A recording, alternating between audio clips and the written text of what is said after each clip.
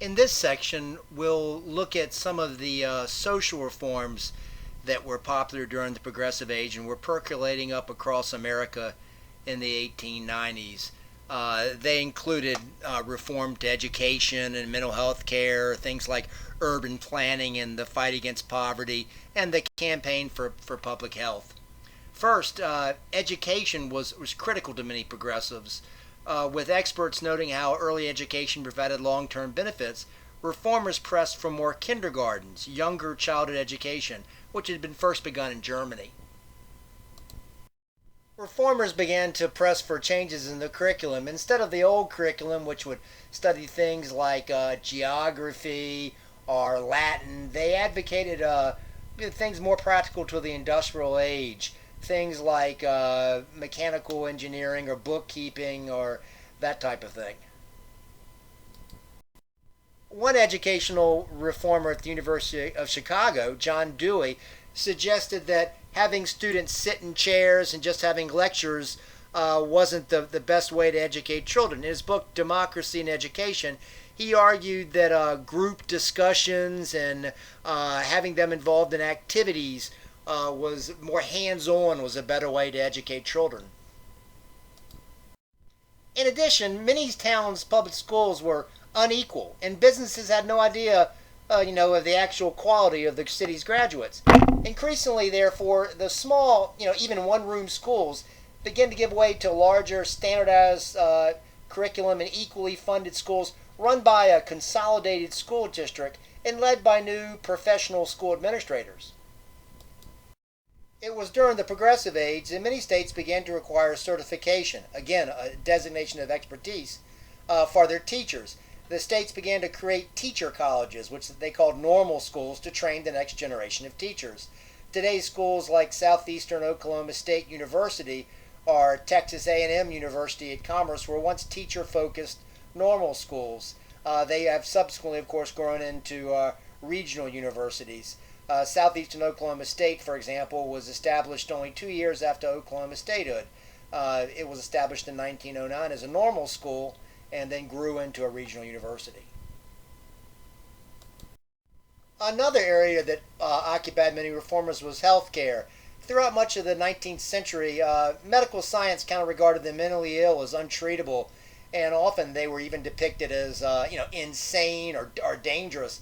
And so what they would do is they stick them in sane asylums, and they put them in things like straitjackets, and there really wasn't much treatment. During the Progressive Age, however, experts suggested that mental health was a spectrum, kind of like physical health, and on the level of the individual, it might be treatable. And while this did lead to a number of questionable practices such as lobotomies, the Progressive Age saw the rise of experimental psychology, and the American Psychological Association was formed in 1892, and psychoanalysis and eventually drugs were able to help people with mental illness. A number of reformers tried to make their cities more livable. Urbanites often sought escape from the hectic city life by going to cemeteries, which are often on the edge of cities, but the cities had grown around. And these cemeteries had trees and were quiet, and there was a respite in nature from the hectic urban life where there wasn't any green and anything. And so this cemeteries began to lead to the idea of urban parks and zoos, and eventually to the idea of planned communities with landscaped architecture and trees along roads and so forth. Frederick Law Olmsted, who helped design New York City's famous Central Park just prior to the Civil War, helped lead to the City Beautiful movement during the 1890s and early 1900s. Intended often to promote beauty not only for its own sake, but to create moral and civic virtue among the urban population. The City Beautiful movement thrived during the Progressive Age. Planned streets with green spacing and ornate architecture, wide boulevards that would improve traffic flow, and imposing public buildings, impressive urban plazas. All of this would the City Beautiful movement hoped would promote an orderly, law-abiding citizen population. Probably one of the more famous of the Progressive Age urban designers was Daniel Burnham's 1909 plan for Chicago. Burnham had been chief architect at the 1893 Chicago World Fair, and his new urban planners ended up spending more than $300 million on his ideas. Sort of related to the campaign for the City Beautiful and urban planning was the settlement house movement to battle poverty. Experts suggested that poverty was a cycle, and reformers had hoped, they hoped to break this cycle. Led by middle-class women, the reformers would fix up a house in the urban slums.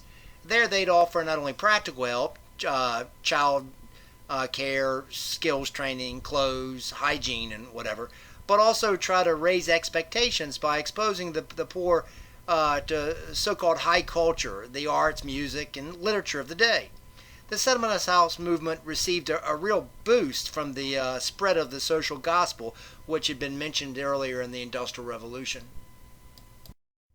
The leader of America's settlement house movement was Jane Addams.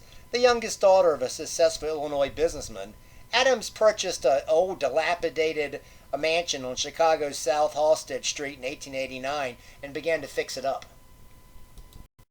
In time, this so-called Hall House had grown into a very large immigrant social center, a worker social center. Had a laundry and sponsored art projects, gave English lessons and cooking lessons. It brought women to plays and music recitals. It even dispensed legal aid and provided basic health care. By 1895, following Addams' Hull House, about 50 settlement houses had opened across the nation.